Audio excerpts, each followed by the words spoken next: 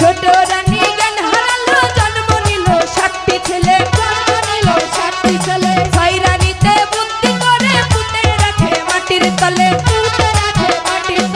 পরে একটি মেয়ে হলো 6 রানী তা জানে না, শোনেন বলি নতুন করে পুরাণ ঘটনা।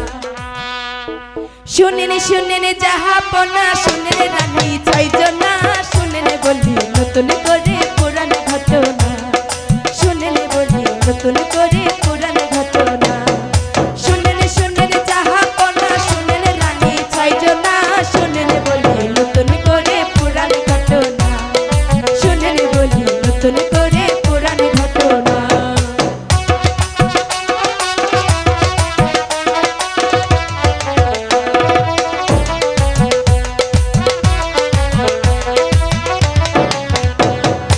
এক যে ছিল বাদশা, তাহার ঘরে ছিল 7টি রানী,